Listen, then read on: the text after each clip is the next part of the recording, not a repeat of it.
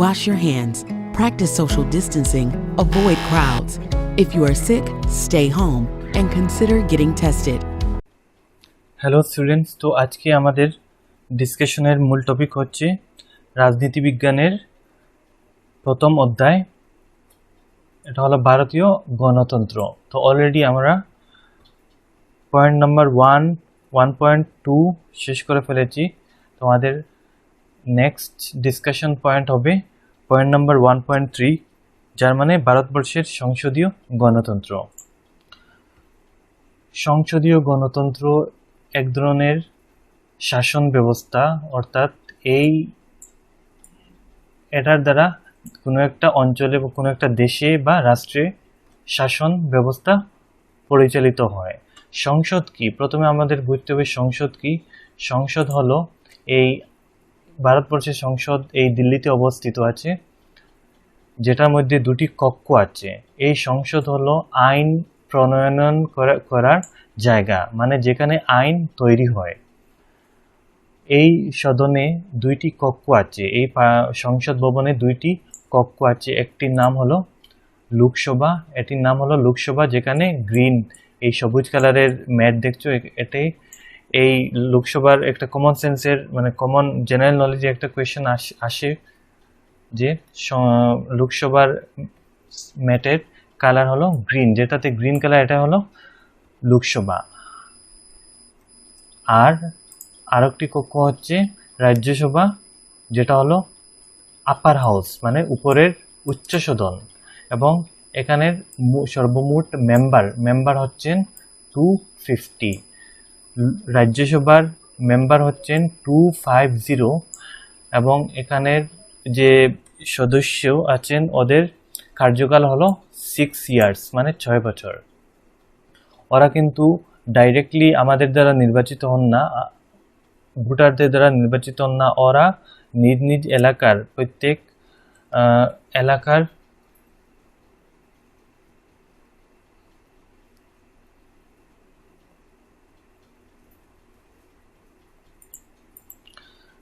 এলাকার বিধায়কের দ্বারা মনোনীত হন। এবং অন্যদিকে লোকসভা হচ্ছে নিম্ন সদন, মানে নিচের কক্ষ। এখানে সর্বমোট মেম্বার হচ্ছেন 545। এখানে 545 পর্যন্ত মেম্বার হতে পারবেন, মানে সংসদ হতে পারবেন। এবং এদের কার্যকাল হচ্ছে 5 ইয়ার্স। একটি কথা মনে রাখবে, লোকসভার সদস্যদের কার্যকাল 5 ইয়ার্স এবং রাজ্যসভার সদস্যের কার্যকাল হচ্ছে 6 ইয়ার্স। এবং এই লোকসভার সদস্যরা জনগণের দ্বারা ডাইরেক্টলি সরাসরি কি হন? মনোনীত হন প্রত্যেক 5 বছর পর পর। এবং এরা সংসদ ভবনে গিয়ে আইন তৈরি করেন, দেশের শাসন ব্যবস্থা কীরকমভাবে হতে হবে, কীরকমভাবে নিয়ম হতে হবে, শাসন ব্যবস্থা, শাসন প্রণালী, এই সমস্ত জিনিস এই সংসদের দুটি কক্ষে তৈরি করা হয়। তো সংসদীয় গণতন্ত্র বুঝতে কি বোঝায়? এটি একটি শাসন ব্যবস্থা যেখানে জনপ্রতিনিধি, মানে এই যে এমপি, মেম্বার অফ পার্লামেন্ট মানে সাংসদ দ্বারা গঠিত একটি সংস্থার হাতে শাসনের সর্বোচ্চ ক্ষমতা অর্পণ করা হয়ে থাকে। মানে এই শাসনের সর্বোচ্চ ক্ষমতা এই সংসদ ভবনের উপর ন্যস্ত থাকে। মানে এই সংসদ ভবনের সাংসদরা, উভয় কক্ষের সাংসদরা টাইমলি কি করেন? আইন প্রণয়ন করেন, যেটা দ্বারা দেশে আইন বলবৎ করা হয়, যেটার দ্বারা দেশের শাসন ব্যবস্থা বলবৎ করা হয়। জনপ্রতিনিধি সহ গঠিত এ ধরনের সংস্থাকে আমেরিকা যুক্তরাষ্ট্রে কংগ্রেস বলা হয়, এবং ভারতবর্ষ, ইংল্যান্ডে এদেরকে সংসদ ভবন বলা হয়। তো আমেরিকাকে এরকম ব্যবস্থায় কি বলা হয়? কংগ্রেস। কিন্তু ভারতবর্ষে এটিকে কি বলা হয়? পার্লামেন্ট। ভারতবর্ষ, ইংল্যান্ড এবং আরও কিছু দেশে পার্লামেন্ট বলা হয়। ভারতবর্ষের সংসদ দুটি সদন নিয়ে গঠিত, রাজ্যসভা এবং লোকসভা নামক দুটি সংসদ। অলরেডি আমরা বলে দিয়েছি, রাজ্যসভা এবং লোকসভা। এবং রাষ্ট্রপতিও এই সংসদ ভবনের একজন উল্লেখযোগ্য এবং একজন গুরুত্বপূর্ণ পার্ট। তো রাষ্ট্রপতিও হচ্ছেন, কারণ রাষ্ট্রপতি যে আইন, একটি আইন রাজ্যসভায় পাস হলো, আইন রাজ্যসভায় বলবৎ হলো এবং এটি এরপর কোথায় যাবে, লোকসভায় যাবে, বা একটি আইন লোকসভায় পাস হয়ে রাজ্যসভায় যাবে এবং উভয় কক্ষে আইন দুটি বলবৎ হতে হবে, উভয় কক্ষে আইন দুটি পাস হতে হবে এবং এরপর কোথায় যায়, রাষ্ট্রপতির কাছে। রাষ্ট্রপতি এরপর এই আইনকে মোহর লাগান এবং এরপর এই আইনটি দেশে আইন ব্যবস্থার হিসাবে গণ্য হয়। যতক্ষণ পর্যন্ত রাষ্ট্রপতি সংসদ ভবনে পাস হওয়া আইনে মোহর লাগাবেন না, মানে সিল মারবেন না, ততক্ষণ কোনো আইন দেশে বলবৎ হবে না, মানে কার্যকর হবে না। এ থেকে আমরা এক কথা বুঝতে পারি যে রাষ্ট্রপতি ও এই সংসদ ভবনের গুরুত্বপূর্ণ একটি পর্যায়। মোটের উপর সংসদকে প্রাধান্য দিয়ে যে গণতান্ত্রিক ব্যবস্থা প্রচলিত হয়, এর মানে কি? এর মানে সংসদ ভবনে যে গণতান্ত্রিক ব্যবস্থা প্রচলিত হয় সংসদকে প্রাধান্য দিয়ে, এই সংসদ ভবনের দুটি কক্ষ আছে, এদেরকে প্রাধান্য দিয়ে যে গণতান্ত্রিক ব্যবস্থা, ডেমোক্রেটিক সিস্টেম যাকে বলে, যে চালু হয় বা প্রচলিত হয়, এটিকেই কি বলা হয়, সংসদীয় গণতন্ত্র। মানে ভারতের যেমন দুটি কক্ষ আছে, রাজ্যসভা এবং লোকসভা এবং রাষ্ট্রপতি। তো রাজ্যসভায় একটি আইন পাস হলো বা লোকসভায় একটি আইন পাস হলো, সেই আইন অন্য কক্ষে পাস হতে হবে। এর মানে দুটি কক্ষে সেই সেম আইনটি পাস হতে হবে। এরপর রাষ্ট্রপতির কাছে সেই আইনটি গিয়ে রাষ্ট্রপতির মোহর লাগার পর আইনটি বলবৎ হয়, দেশে শাসন ব্যবস্থার পার্ট হয়ে যায়, তখনই কোনো আইন দেশে চালু হয়। এবং এই যে প্রসেস, এই যে সিস্টেম, এই সিস্টেমকে কি বলা হয়, সংসদীয় গণতন্ত্র। মানে সংসদের দ্বারা যে গণতন্ত্র ব্যবস্থা প্রচলিত, এটাকেই কি বলা হয়, সংসদীয় গণতন্ত্র। তো এই যে সংসদ, এই সংসদের মেম্বার বা সাংসদরা কি জনগণের কাছে দায়বদ্ধ, অ্যাকাউন্টেবল কার কাছে, জনগণের কাছে। মানে জনগণের কথা, কারণ এই জনগণই তাদেরকে কি করেছেন, সিলেক্ট করেছেন এবং সেজন্য জনগণের কাছেই ওরা দায়বদ্ধ। মানে জনগণের ভরণ পোষণের দায়িত্ব থেকে শুরু করে জনগণের স্বাস্থ্য, সুরক্ষা, শিক্ষা, সমস্ত কিছুর দায়বদ্ধতা এই সাংসদদের কাছেও থাকে। আমাদের সংবিধান, সংসদীয় পদ্ধতি সরকার প্রবর্তন করা ইংল্যান্ডের সংবিধানকে, মানে আমাদের যে সংবিধান বানানো হয়, তৈরি করা হয়েছিল, এই সংবিধানটি ব্রিটিশের সংবিধান, মানে ইংল্যান্ডের সংবিধানকে অনেক ধরনের কপি করা হয়েছে, মানে অনুকরণ করা হয়েছে, ফলো করা হয়েছে। 1935 সালে যখন ভারত ব্রিটিশ শাসনের অধীনে ছিল, তখন কি করা হয়েছিল, ভারত সরকার আইন 1935 সাল। এই আইন থেকে অনেক কি করা হয়, সংসদের যে সংসদীয় সরকার এই নিয়মটি সূচনা করা হয়েছিল 1935 সালের ভারত সরকার আইন থেকে সংসদীয় সরকার এই পদ্ধতির অনুকরণ করা হয়েছিল এবং পরে এইটি বলবৎ করা হয়। সংসদীয় গণতন্ত্র মূল পার্থক্য, মানে ইংল্যান্ডের সংসদ এবং ভারতবর্ষের সংসদের কিছু পার্থক্য রয়েছে, যদিও অনেক কিছু অনুকরণ করা হয়েছে ইংল্যান্ডের গণতন্ত্র থেকে, ইংল্যান্ডের কনস্টিটিউশন থেকে, সংসদ থেকে, সব কিছু নিয়ম সিস্টেম অনেক কিছু কি করা হয়েছে ইংল্যান্ডের সংসদ থেকে। ইংল্যান্ডের সংসদ বা ইংল্যান্ডের আমেরিকার কংগ্রেস, এ থেকে অনেক কিছু অনুকরণ করা হয়েছে, কপি করা হয়েছে, বাট অনেক ডিফারেন্স আছে। প্রথম ডিফারেন্স, ইংল্যান্ডের সংসদ এবং ভারতবর্ষের সংসদের গণতন্ত্রের একটা প্রথম ডিফারেন্সটি হলো কি, ভারতবর্ষের সংসদীয় গণতন্ত্র প্রধানত গণরাজ্য, মানে ইংল্যান্ডের সংসদীয় গণতন্ত্র গণরাজ্য নয়। কিন্তু ইংল্যান্ডের মতো মানে আমাদের এটি হলো কি গণরাজ্য, মানে জনগণের রাজ্য, জনগণের দ্বারা যে সরকার, এটিকে কি বলা হয়? গণরাজ্য বলা হয় বা গণতন্ত্র বলা হয়। এবং আমাদের এই গণতন্ত্রটি হচ্ছে, আমাদের এই সংসদের গণতন্ত্রটি হচ্ছে প্রধানত সিলেক্টেড বাই পিপল, মানে আম জনতার দ্বারা, আম ভোটারদের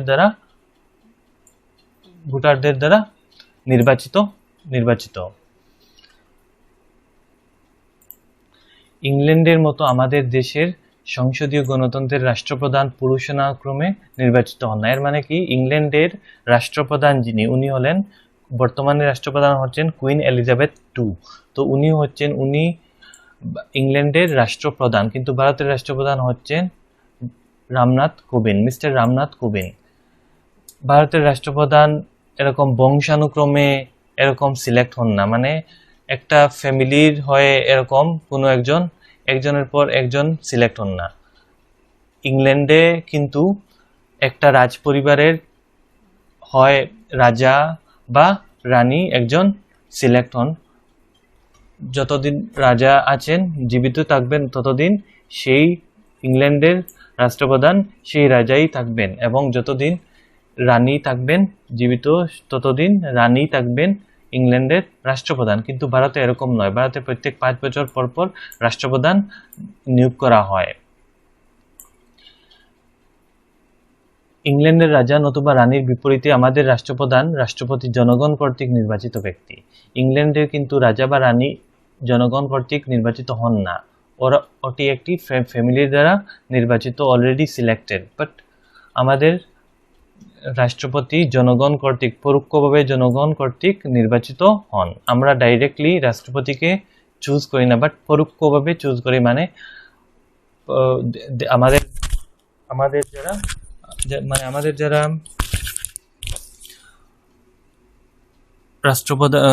মেম্বার আছেন, মেম্বার অফ পার্লিয়ামেন্ট,